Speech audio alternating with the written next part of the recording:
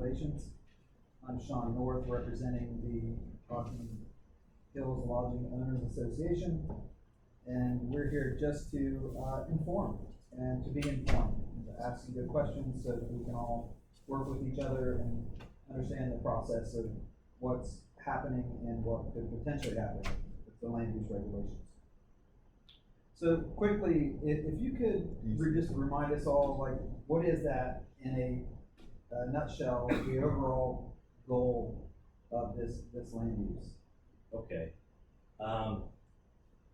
I guess to best explain that would be to say we began this endeavor looking at tremendous growth that was occurring in Hockey County. Much of that attributed, of course, to our tourism businesses, and that has become a vital industry in Hockey County. There were a lot of parts and pieces of that that weren't having any oversight, and we saw some potential problems that were occurring along the way. And we decided originally to look at what was available to us from a zoning ordinance standpoint on down. We have determined that there's several things based on conversations we've had with stakeholders as well as the general public. We found a list of concerns. It's not. It's not. It's saying live video start.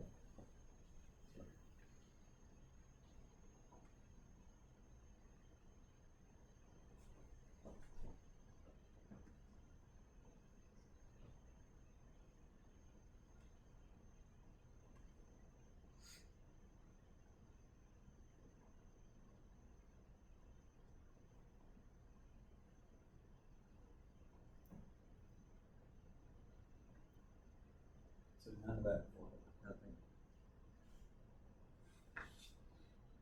That was well said.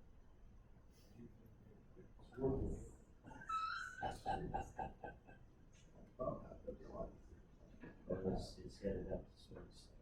It's in cloud. It's in column 3. It's a column 3 sometimes. The only that's yeah.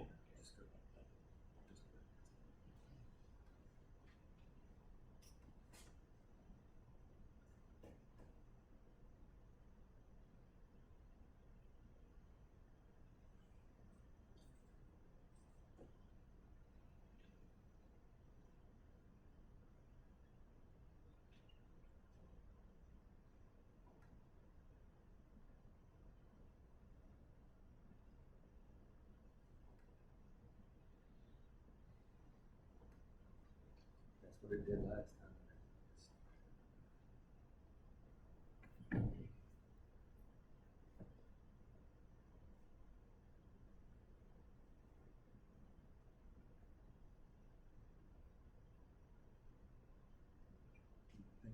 think it's because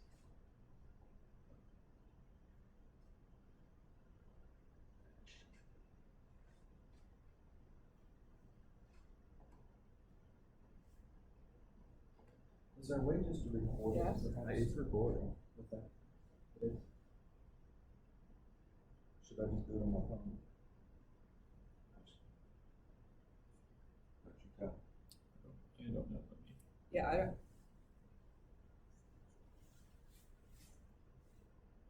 I'm not a member of your guys' group, so. okay, so I don't, let me put you on speaker because I'm not sure I can hear. No, sorry. This is Vonda, she's not sure the right thing's up there.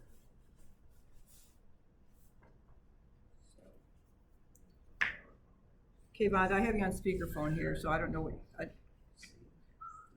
I'm just double checking because the Lunch and Learn round 2, when I opened it up and I grabbed that link and dropped it in, it said it wasn't the right one. She said that was from the zoning meeting, so I just want to make sure it's the. Just get her. okay, Get her. okay.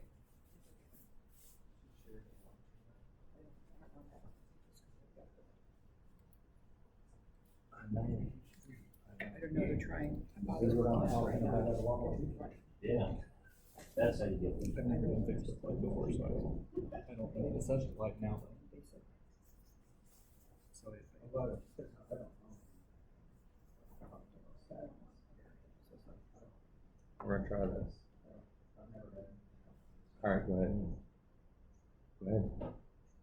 Hey, gentlemen, thank you for coming for round two of the conversation between us, the Hocking Hills Lodging Owners Association, and you guys regarding the Hocking County land use regulations. Just real quick, can you remind us of the whole goal of this, these land use regulations? Sure. Well, we are seeing, considerable growth in Hocking County, a lot of it based around tourism.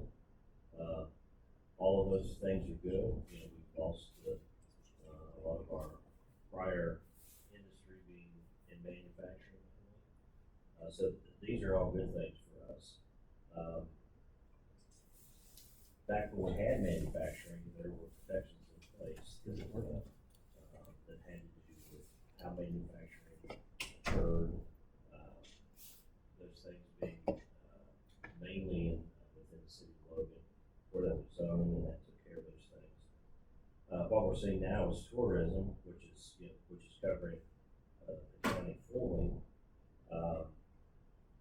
We have heard down through the years things that have impacted the county, both positively and negatively. And we have long operated with some land use planning in place, but a lot of tools that are available to us need to be looked at to protect what Hocking County has been, and to make sure that planning is done in an orderly fashion. The I revised code for my planning office, I'm director of regional planning for Hocking County. ORC requires us, tasks us with promoting health, safety, and welfare. And so that's where we're beginning, looking at the impacts of an industry that has been here always, but has really grown. So with that huge amount of growth, there's new things occurring.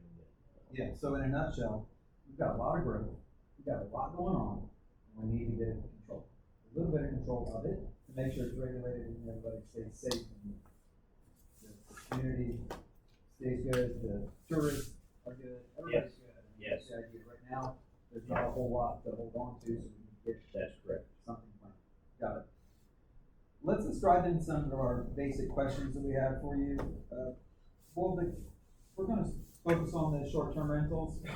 So question one is, will existing short-term renter operators be grandfathered into any new ordinance, especially those with long-standing compliant operations?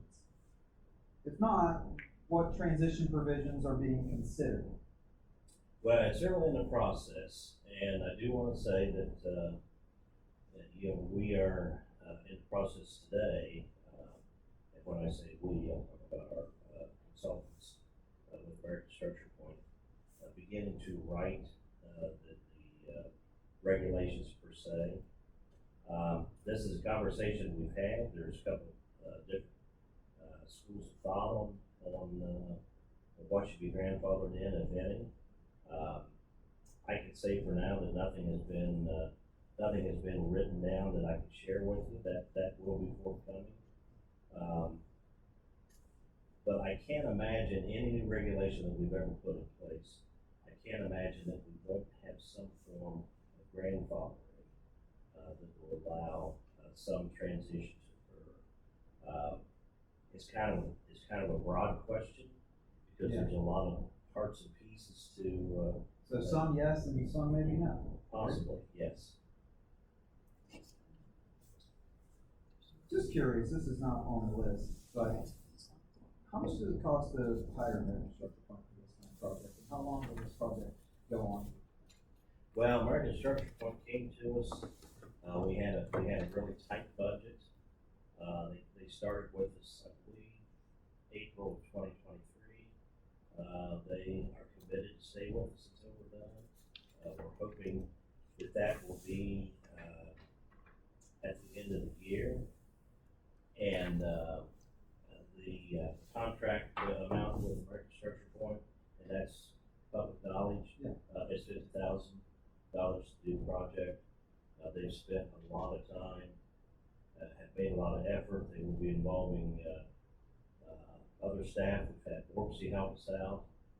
They have a subcontract with another agency that's been out to our public meetings that have helped keep track of things. But in a nutshell, probably about 2+ years that they'll be with us overall. And they'll be done by the end of the year? Our hope is, but they Okay. committed to stay with us until we're finished. How long does it take from the point of their recommendations to actually getting these things in? I mean, I know that's a broad question too, because there's so Yeah. many moving parts, but. Yeah, there are different parts, but, you know, from the very beginning, what we wanted to make sure, and include was input from the public. So it's gonna take as long as it needs to take to where we feel like the public has had their opportunity, to express what feelings they have about the different things we propose. Once we feel like we've reached that point, then it'll be a matter of, the zoning commission, making a recommendation to Hockey County Commissioners, who will then in turn, have readings, for proposed regulations. This takes 3 readings? I don't know if it works the same as municipal government or not. I don't think that it does. I think 2 typically for the county is what it takes. But we will have, we will have ample time. Yeah, that's 60 days for those who know that we have a meeting once a month. Yeah, You have to go through. we will have ample time and make sure that we have ample time for folks to comment. But after that, recommendation made to commissioners, it's up to them, where it moves forward and what the. So could I assume this timeline, if they're done by the end of the year, and it takes 2 readings, and you guys feel like the community has had its fair share of input, could potentially this be done by the beginning of next year, the first quarter of next year? Potentially, yes, I think so. So it's sooner than later, really? I think so, yeah. Because I don't think that's been clear to a lot of people. Well, This is I still think. such in its infancy, but in It's reality, that's coming up really soon. It's coming up soon. I mean, here we are, So we gotta July. get this ironed out. Here we are, July. Had we gone the zoning, regulatory route, would require a ballot initiative, and, that would have taken much longer, and it has to be during a regular election cycle. But we're not going as deep and as restrictive, based on the comments that we've heard. I don't think that's going to be necessary to go Yeah, as deep. I know there's some concern in the community, I know there's a few people that really speak up, and they Yes. really worry about, they're being regulated on their own land. So a part of the slides from American Structure Point, this slide particularly says, what we are not recommending in this project, number 1 would be countywide zoning, 2, property maintenance regulations, and then land use moratorium. But at the same time, it scares me because guess what this is called, the land use regulations. And so I can see why, your Yeah. typical, resident would be like, you're gonna control everything that's going on in my Well, house, my land, right? There's always that fear, Mhm. and I've said it a blue million times, the devil's gonna be in the details, but once we get the regulations, written, then you'll be able to take a look at specifically what it says, and I think you'll feel better about knowing, the breadth and depth and the reach of what we're proposing. Do you think it's fair that the community gets to see, they get an opportunity to speak up, but sometimes they don't even know what to ask. And they don't know what the regulations are really gonna look like once they're set in stone. So to ask them opinions now is one thing, but to have it actually written out, Oh, we'll have and that. then say, by the way, this is what we're doing, do they have an opportunity to respond to that? Absolutely, Perfect, absolutely. good. What other counties or regions are remodeling the regulations after?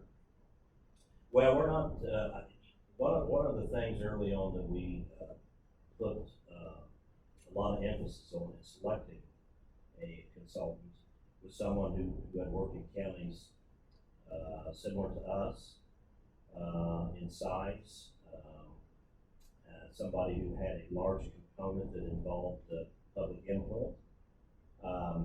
So we're not modeling it, and that's where the problems have been in the past, is to try to model it after a county that's not even like ours. There's been too many attempts to overplay things, and we said that early on with the choosing of a consultant. We do not want that. We want something designed, written, and presented to the commissioners for potential adoption that's tailored, written for Ogden County. Now, that doesn't mean you don't look at what other county and what other states have done, because there's worth in that from the standpoint of case law and things like that. But we're not being modeled after any particular county. American Structure Point makes recommendations, and they are strictly that. How many of those, I guess I don't need a specific number, but are there moments where you think that those recommendations probably don't fit who we are and what we do, and so you kind of make your own decisions on that? Yeah, they've been very good at pointing out things to us. Not this past, our monthly zoning meeting, not the past one, but the previous one. We sat down without American Structure Point. We went through an outline of what they were proposing. We had a lot of good discussion from the group. It's a very diverse group. There were things that were brought up that were seen by folks who live locally. Yeah. And so those things were presented. American Structure Point took that meeting back and made note of many things. And he, thought it was a very good, focused group that offered some things that maybe they had or had not heard. Speaking of diversity, with so much focus, because if particularly this land use regulation is not really affecting your resident or citizen of the Hocking County as much, it does seem like the focus is on short-term rentals. If I really did break it down, it looks like about 70 to 80% of this does focus on that. If I look at these slides, that's what mainly it's talking about. Well, that's undeniable. But yeah. my question is, how many of those people in that focus group actually had a short-term rental as their primary source of income? Any of those people that had input that? Let me move back to the first part of your comment. The slides that you saw were slides only for that section of short-term rentals. We haven't even gotten into the other stuff yet. Okay. And to answer your question, typically the only people that we're not going to touch are the everyday residential people that live in Hocking County, living in Hocking County. Any kind of new business that comes in, and it's not just short-term rental. It could be a gas station. It could be a new manufacturing facility. It could be anything that impacts the county in any way. All of those things.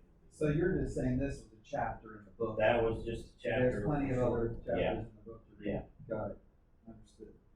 And I think that's important for. Now, to answer your question on the short-term rentals, there are 3 individuals within our group who own short-term rentals. It's not their primary, job or business, but they own short-term rentals, and that was important to us. We made sure that when the group was chosen, the ORC only allows us to have 5. I've had a comment that I've seen on Facebook that I'm in the group and that I live in the city. I'm not in the group. I can't vote on anything. I just head the group up, run the meetings. How will the tourists and STR owners be educated about limitations in emergency access so that expectations align with actual emergency response capacity? Well, that's where we're going to rely a lot on our first responders. there are certain engineering standards, obviously, but, we are setting up, prior to and in addition to beginning the writing of code itself, we are setting up additional meetings with our first responders, especially the fire chiefs, especially EMS. We are setting up meetings, new meetings with our county prosecutor for the legal side of things.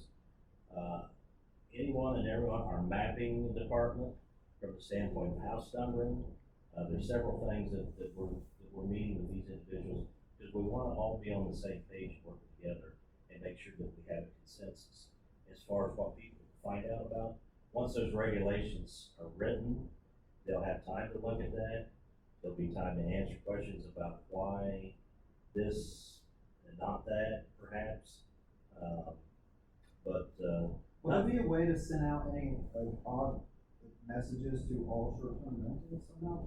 We could send, and we've provided, copies that could be distributed within your group. I know I've done that with HHTA. Yeah, they got the whole list. And so Yeah, they've got the whole take all list, and that. they have provided, and they've been good to work with and make sure that they get our message out, so. Yeah, there's nothing, there's no hidden, It's not that they're hidden, it's just sometimes they need to be found. They sometimes need to be found, and they sometimes need to be explained. Yeah. Yeah. Absolutely. What due process will be provided to short-term rental owners before a permit is suspended or revoked? That's So early That's for you? that one of, yeah, too It's early, pretty that's one of early, the yeah. questions that we have with the prosecutor, yeah, it's a work in progress, obviously. Probably the same answer, but I'm going to ask it anyway. What's the proposed grace period for compliance with new regulations after permitting is implemented, given the logistical challenges it will pose to the tourism industry in the area? Well, bottom line is, we're not creating anything here to be an undue hardship with anybody. So I can't see us ever doing anything that we never have in the past, that will not make allowances, for a timely manner, for folks to implement these things. So, again, I don't have the specific answer to that, but I cannot see us, you're doing yourself a disservice if you try to, because for some people this will be change, and some people a lot of change, potentially. So, every effort that I can see that I'm a part of, every effort's going to be made to accommodate these people, to try to make whatever changes.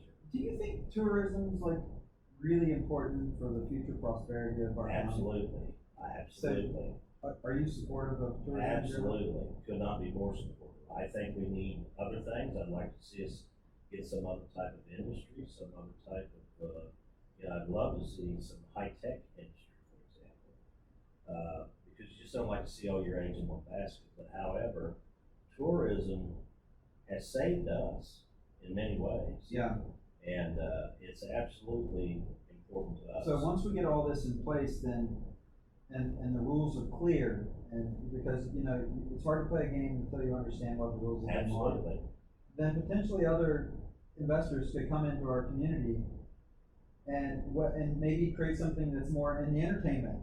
Yeah. Right. So we're missing lots of restaurants, we're missing lots of entertainment to people, whether it be, bowling or whatever, it doesn't matter. Right, But something for right. them to do. Right. And if we're really gonna grow as tourism community, then we need those. And this is, to me, it seems this is an important part of Right. establishing the rules of the game so that those investors can come in and say, I wanna be part of that game. I want investors to be able, once we're finished with what we recommend to be put in place and is established, I want investors to be able to look at that and not maybe have some questions, but know the basic requirements to come in and to establish whatever they're proposing to do. So.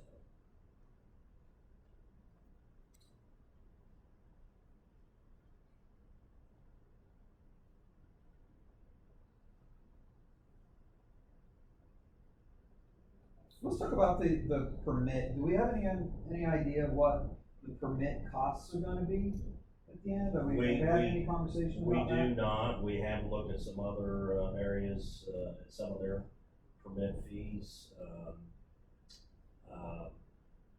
I can tell you, and I think, Michael had mentioned it at our last, part one meeting. We're not looking, this is not a revenue generator in any way, shape, or form. There's been comments to that effect. We're not putting something in place to make money. We're putting something in place that hopefully will pay for whatever additional oversight comes of this. Truth be told, usually it does not, but we're talking about nominal permit fees, very nominal. Beyond saying that, I don't know, but I can't see us adopting anything. I think there was a county, I think our, one consultant had worked in, Charleston, South Carolina. I think they had some permit fees that were like $150 a year or something like that. I don't know that we'll even make a yearly permit amount out of it, but we're not talking about thousands of dollars in any issue. It's just more of a keeping, allowing us to keep whatever additional personnel we may need, to oversee whatever standards and requirements we put in place, because without enforcement, it doesn't mean anything. You can write anything down when you want to. I see a lot of these regulations are going to be very difficult to enforce. Some of them will be, and some of them will take a lot of new, existing players to be a part of it. And so there'll be a lot of things, new things to be looked at. And I can see, the fire chiefs being involved and, EMS being involved. So, yeah, it's another one of those Yeah, details. but those permit fees are short-term rental permit fees. Does that create a new fee even for the existing hotels? It would, in my mind, definitely. Are you aware of all the fees that the current hotels already pay? Well, I know I think all the current hotels we have are in the city. They're looking at it, and see, anything we do here will not be any existing hotel. Unless they build something that, of course, typically you need, enough, water to sprinkle and have fire suppression. Anything that we're proposing right now will not affect any hotel that exists. But today. any short-term rental, so if somebody, out in the county has their front yard and they put a sign up that says, you can put your tent here if you want, they're gonna pay a fee as well? I don't know that a tent would qualify, that would probably be more of a camping thing, but, I don't, it depends on how that gets defined. I don't see that as being. Yeah, I think you probably don't. Yeah, it's permanent structure with water and electricity. Permanent structure with water and electricity is the only thing permitted as part. That's the way it sits now.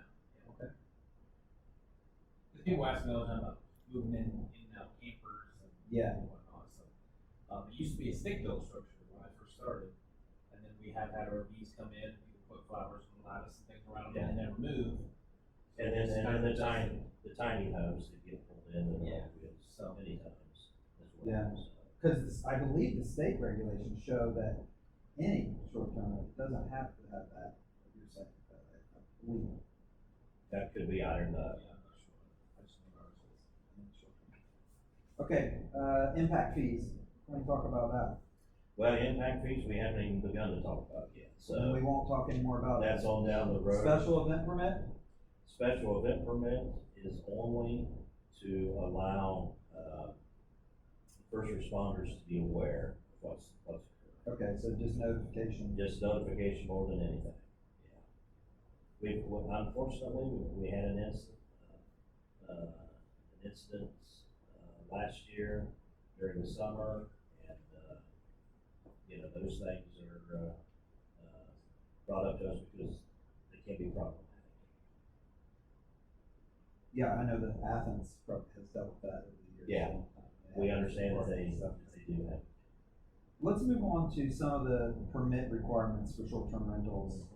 the 24-hour contact, we talked about this briefly before, but the 24-hour contact, at least according to the slide, shows that the owner of the short-term rental should reside within Hocking County. We believe that the owner probably could live outside of the county, as long as that person has the ability to contact somebody who's in the county that can Yes, help if anything comes up. that's exactly So all right. we're asking is that maybe just the wording of that gets Yeah, changed a little bit. that does need to be changed. We think that's very logical that somebody is in the county that's contactable, Yeah, but the owner itself could be, because Oh, we yeah. we wanna be able to have people who invest into our area, and if they don't live here, it's hard to Right. invest, right? no, that was never Very intended good, to be. so I just wanted to make that's a very clear, Yeah, logical thought, I Yeah. thought. Yep. But having that contact is really important.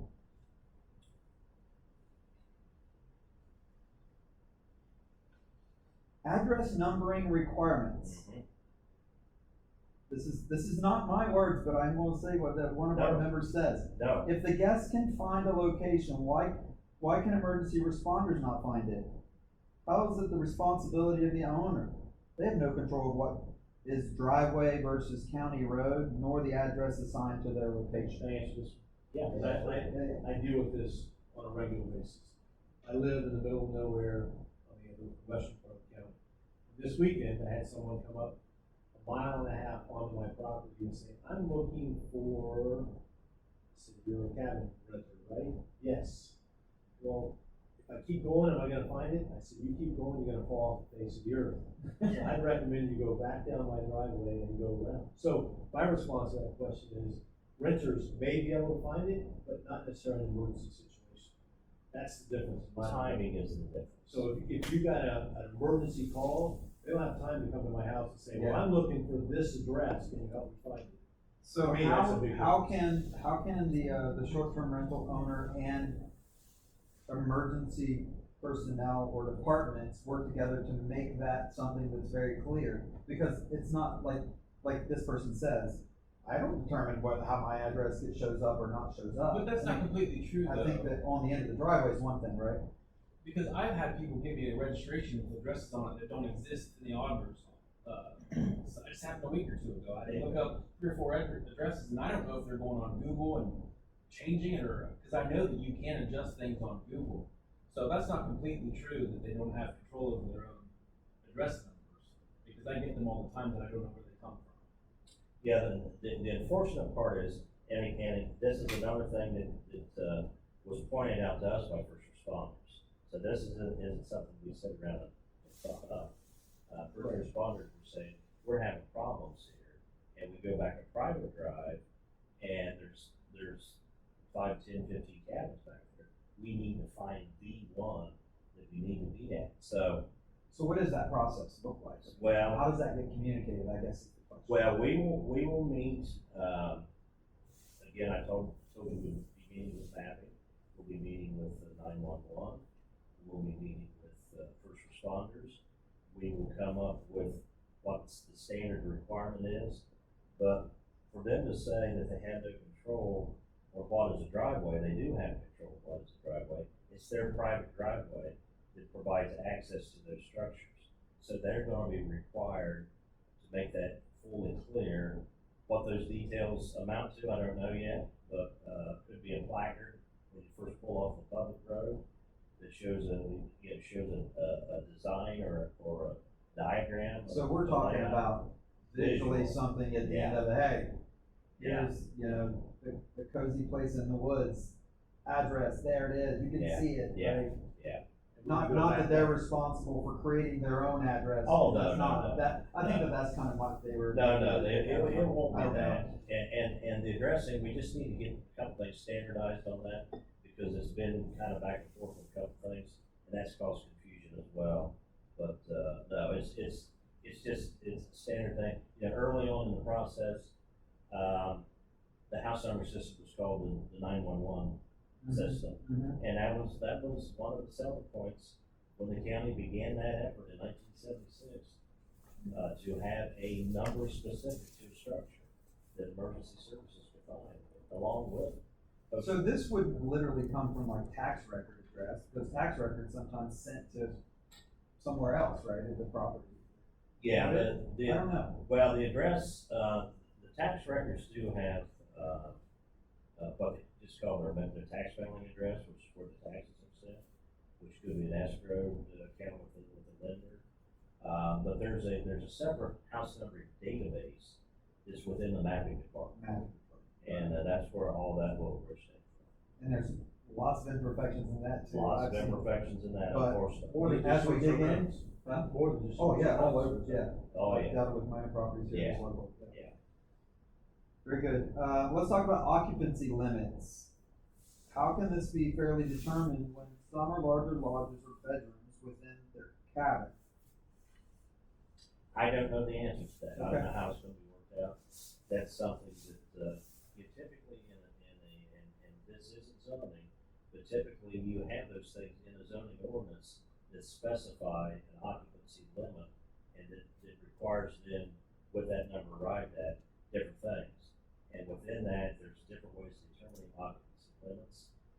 We're not gonna get into anything Yeah, that. I would imagine if this is all going from the state code, it's gonna be very similar to a commercial building. Yes, Like, you know, you have a Yes. restaurant, here's your Yeah. maximum occupancy per Yeah. square foot, this many people. I imagine it's gonna be very it's similar. more of everything is geared towards safety. Let's talk about decks. Is the deck occupancy engineer cost to the owner, or will this be part of the permit fee? Well, I don't know if it was part of the permit fee or not. Ultimately, it was either part of the permit fee, or separate, and it will go back to the owner. But I don't see it as as any huge, I would expect that we would have some, inspection from a certified building official, or maybe, a professional engineer. But That's not something our own county engineer would do. no, it's not something our own county engineer would do, so That's civil, that's not. it would have to be handled separately, but there are ways to look at it. I mean, you just wanna look at capacity, of a deck, because unfortunately, I think we've all seen too many of those videos where decks have been overloaded and. Yeah. I would think you would not want to have a part of the fee because there's a lot of, that won't have decks. Right. Why should people who have decks? It would have to be a separate line item or something. I would like think. that, yeah.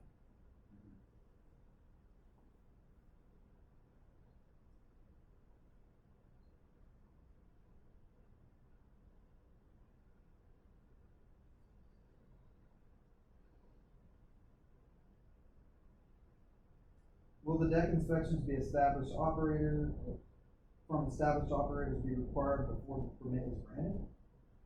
I think there will be some inspection of decks. I don't know how that will work yet, obviously, and I'm not sure how the state of Ohio handles that, given their government requirements now through the state of Ohio for anything new. I think that will take care of itself. So you don't think it'll be retroactive stuff, and I'm gonna go back to all of them? They may say, based on the construction that they see, they may limit you to a number, I don't know. It's all, that's part of the, consultants engineering arm of their company. And then ultimately back to the state's requirements, not Right, ours here. right, We don't determine that. right. Yeah, we're not getting into anything that's already covered by the state, it's the structural part of what these, new builds are gonna be, so. I know you don't know a specific number, but if you had to guess, could you give us a range of what you think that permit fee would look like? Oh, gosh. Yeah, I mean, there has to be some starting point of like, it's gotta be, you said not thousands, thank God. Oh, no. But what is that, what do you think, if you've looked at other communities that have done permit fees, what are their typical? Sevier County, Tennessee, you can look at that. What's it say? $250. Year? Yep. $250 a year? Yeah, I mean, and that's, to me, that's on the high side, but that may be where we end up, I don't know. Okay, But no, we're not talking thousands of dollars, I can't see us talking $1,000. oh, that's good, I mean, it's good to see that, because I'm sure we have to Yeah, look at what others. well, and it's gonna be important to us that we're, that we try to be in line with surrounding counties and what they charge. I think the thing you have to say, the severe bill pay costs. they charge $250 a year, they do, what, how many thousand rentals? 25,000. 25,000 pretty close to it. Rentals. Yeah, so if we're gonna cover the cost of someone to administer these, we're gonna cover the cost. Like you said, it's not a revenue generation, but we want to cover the cost. What kind of pay would somebody in this new position get, you think? That's not, Cause that would be very not my transparent. wheelhouse. But I'm just saying, we have to hire somebody. Oh, yeah. Right? So I'm if sure we have you to will. hire somebody and that person makes $80,000 a year, and we know that we have 1,000, I don't know, how many rentals do we have? 1,800 times 250. I mean, we can do that real quick. It doesn't take a rocket scientist to figure that stuff out. That's why I wanna throw that out. Yeah, To me, and just do that should be something that's very transparent. Yeah. And I think if it's anything more than that, then you're gonna get a lot of pushback, and you're like, wait a minute, this Yeah. is way beyond what you said it's Yeah. gonna be, right? We don't want that. Well, no, we, Right. yeah, and we don't want that either, and bottom line is, you know, we're looking, at this, from the standpoint, that we really don't know, personnel wise what we may have. It may be that we consult, that we hire a company that comes out and does those inspections Yeah. for us. Much like the city has just recently Much done with the exactly like- southeastern Exactly. building department. So Smart. it's just all unknown at this time, I guess. Let's talk about this one, platform requirement. Is this a serious consideration? The only serious part on regional planning's, side of it, now commissioners may have some other things. A lot of these questions need to be answered by Josh. But for us, bottom line, important thing for us is that there be, instead of what you might say is a voluntary registration, it's not really supposed to be, but it turns into really voluntary registration, that there be a required permit issued. And we wanna make sure that that platform is set up, in order to better keep track of all the rental units, in order for the auditor to keep better track of where all the rental units are. Because also out of this, we're gonna try to, I think through the auditor's office, we're gonna try to identify those properties and maybe set them with a different, neighborhood code or building code that specifies them, because we've heard so much acrimony of, how, sales of short-term rental units, have driven up the real estate values on just residential housing. Yeah, but I think just so the listeners might understand what we mean when we say platform, because they might not understand. It means the Airbnb or VRBO brands as a required platform for you to run your business on. When I think it's completely a complete overreach of that. Oh, so no, you no, consider- no. When I looked at this earlier, I was like, that word platform No is way. going to be an issue. So Yes. the way they're ran right now, I mean, to me, it's fine, because you're either on your own site or Airbnb Sure, or yeah. whatever. Yeah. You know, and just to, I think the next part of this is about self-reporting. I think it's always going to be self-reporting. So is federal income tax, all that, right? Yeah, It's all the exactly. same. Yeah. Well, So- the other part of what we're wanting to do then is to have some additional, ways of having some teeth in requiring folks to be up to stuff with not just a registration, with a permit. And then that will require them, in order to operate, to have a permit and display it, or. Yeah, so the permit is the focus here, not you have to put your stuff on Airbnb or you Oh, don't run business. no. Okay, Yeah, good. I That's don't. clear, that's No good. kickbacks here. Yeah. That's Yeah. what- You see what Yeah. see what Oh, it looks yeah, like from the yeah, outside, no, no. okay, very good. On a reporting, I don't really want anything to do with deals with Airbnb and that, because I've seen horror stories of other counties that have those, that don't get proper documentation and they have to pay money back to someone, or a lady was paying the wrong office for 2 years and then they had no idea how it happened, and, I mean, I get audited by the state, so Yeah. what if I just accept a check from Airbnb once a month and I have no paperwork to go with, so I want no part of that. So I think that it was just that word platform. Yeah, I was do. Yeah, I do Getting too. mixed up.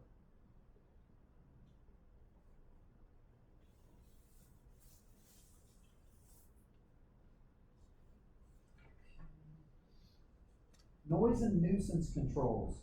Is this something that really needs to be put in, or is this just something that should be managed as cases arise and, you know, counted up as disturbing the peace? Does this really need to be?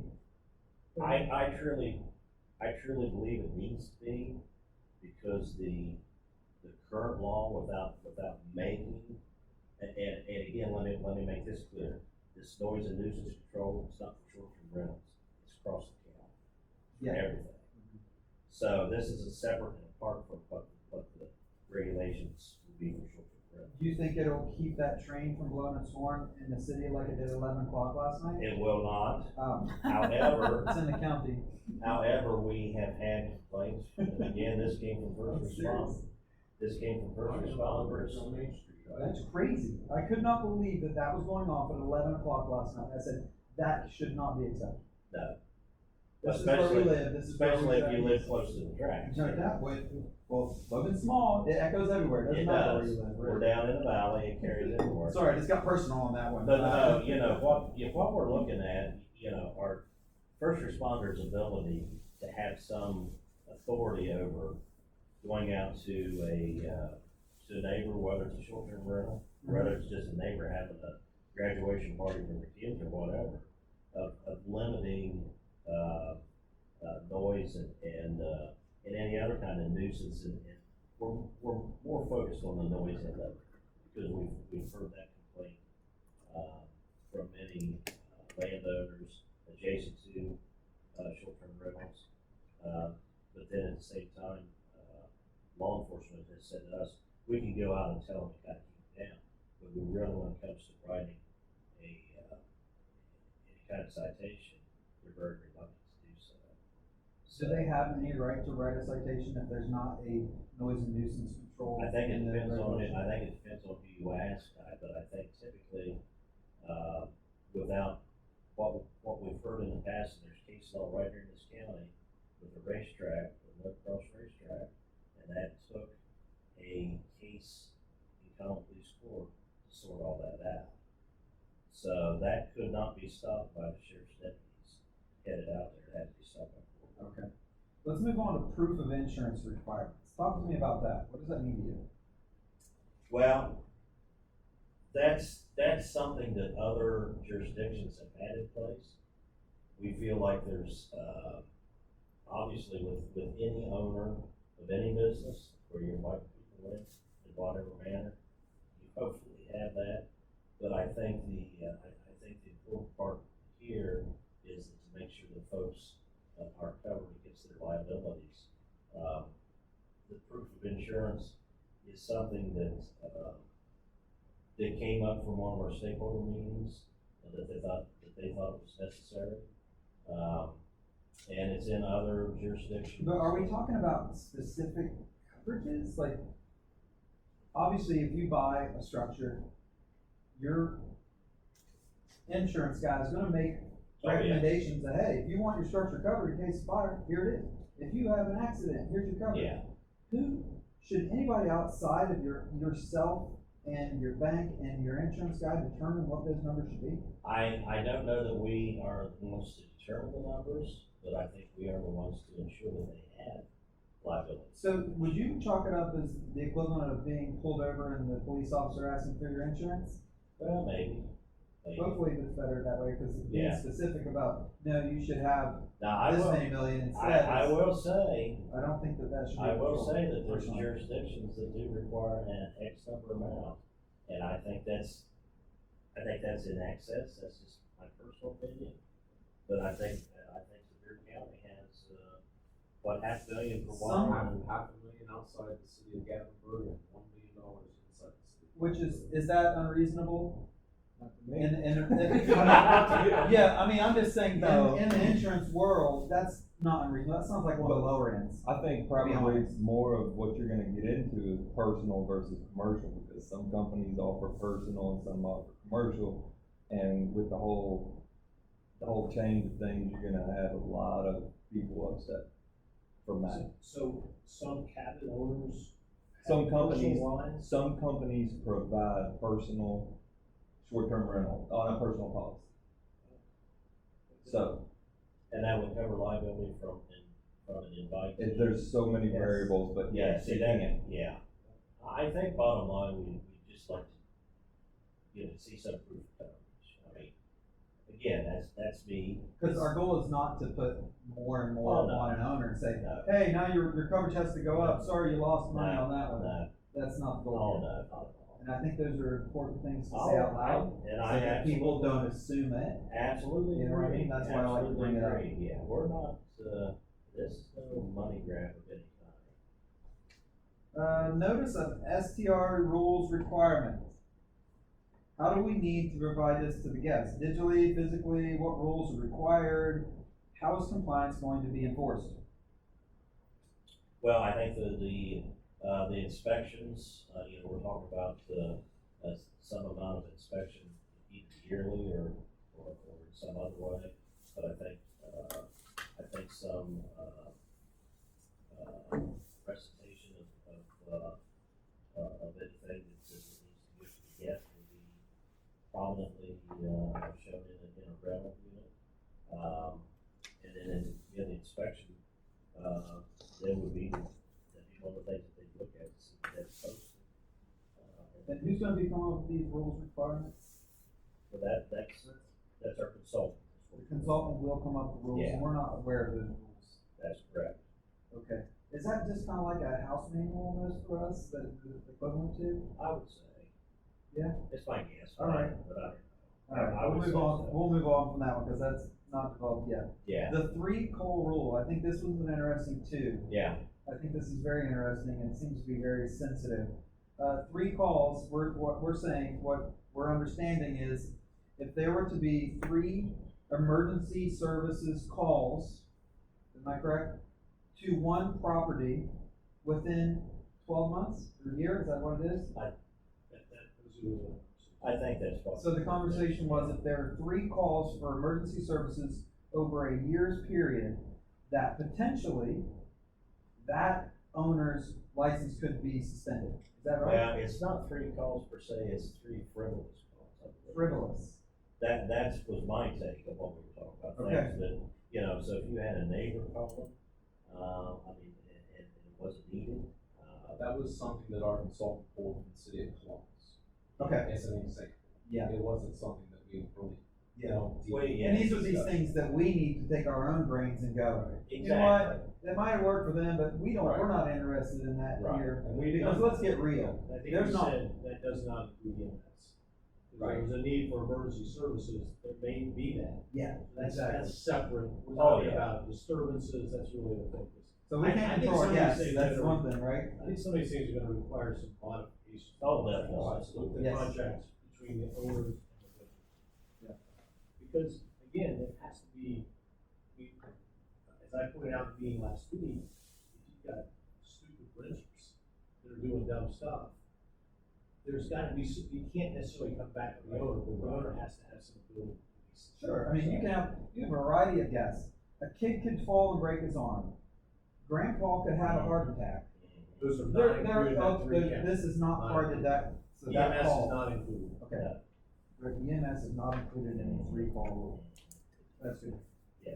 Because every Section 8 housing would be out of business, and so would every Oh, hotel. definitely. Oh, definitely. Let's get real. Yeah. All right, moving on, driveway parking requirements.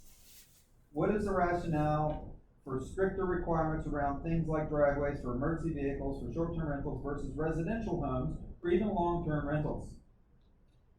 The requirements, for what's driving that requirement, is accessibility in emergency situations. We're not looking at establishing, as the zoning ordinance would do, based on this type of sit-down restaurant, you need these many parking spaces. What we're interested in is making sure the fire truck can get in and fight a fire, a squad can get in to pick up somebody that's sick or hurt. So, we're not looking at any, strict calculation or formula, for this. I think it'll almost be looked at, and there'll be some general standards stated. And I think that responders to tell us that. Okay. We've noticed instances of, We've got like 10 seconds maybe. okay, of rentals that haven't provided adequate space, Okay, well, I think that that makes sense. You wanna keep it safe. It's still Oh, going. definitely. It's still going. We So keep long. going. Do you think that there could be potentially, some impossible situations, especially going how the creativity of some of these short-term rentals, they get nestled back within a cave or a, you know, a hillside, and that it was meant to walk back into? Right. There's gotta be some leeway for that, right? I mean, think because there there's needs types some- of stays all I over the think world. there needs to be some common sense flexibility, however, I think that's also gonna fall back to our first responders. I mean, it's You can't get a fire hose back, a walk back, could be a problem. yes, Right.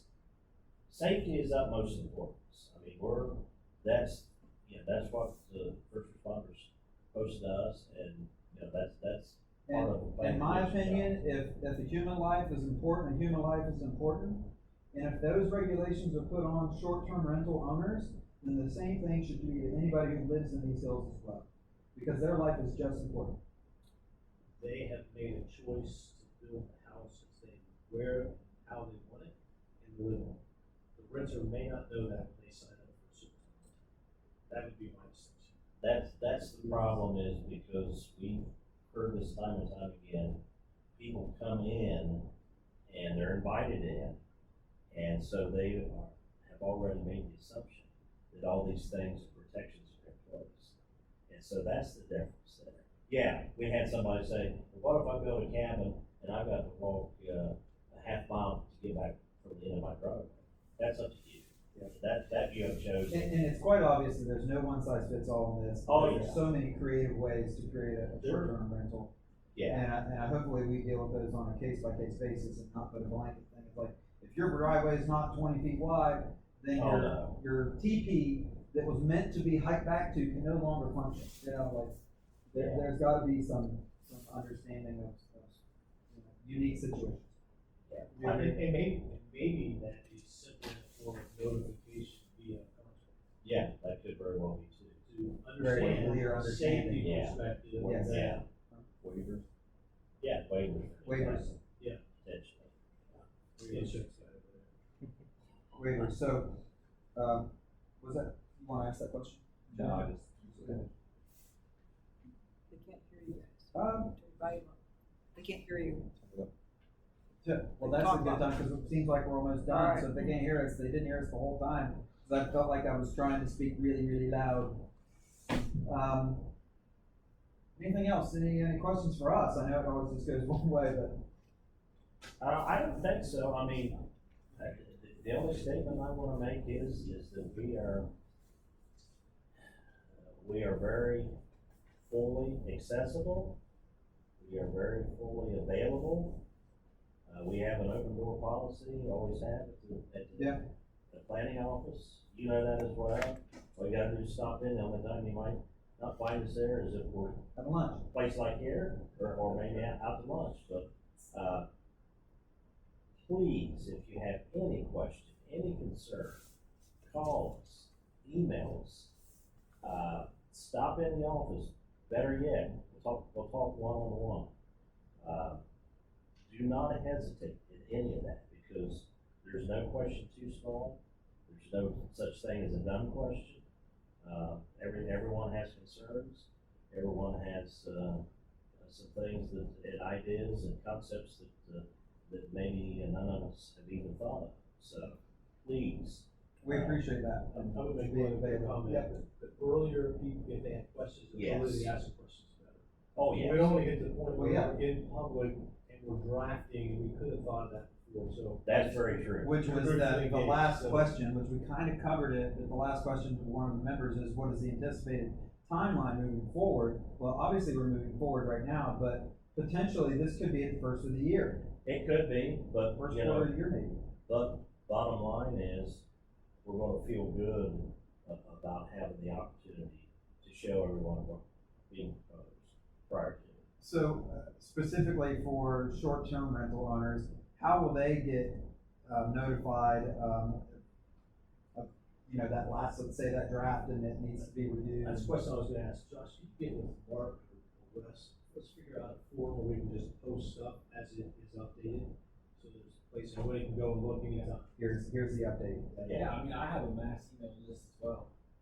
No, but I mean just they can go in and check the Just go and check the commissioner's website, website, right, say, right. here it is, here's the link. And again, we'll share it with you folks, that you can disseminate it in some way. HHTA we will as well. Yeah, it's gonna be available, not that it's gonna show up in your mailbox. You know, the HHTA. There just needs to be a public location for people to see information. Yeah. Basic information. Well, I can tell you typically what we've done, Posted somewhere. what we've done in the past is make it available, of course, in my office, commissioner's office, but also Gabe, public There's no libraries. sound. So, Thanks, John. You're welcome, Appreciate your time. no problem. It stopped. Okay. I can go work on a hotel. Yes, I still got some painting to do. I'm anxious to see how close you It's not think. in town anymore, it's called the mall, man. I know, that's good. I was just punching it in this morning. Yeah. That's a classy thing. Yeah, it's What are you, you got the outside of the building, you have to do some. yeah, but I can't get it to stop raining. I've been trying, but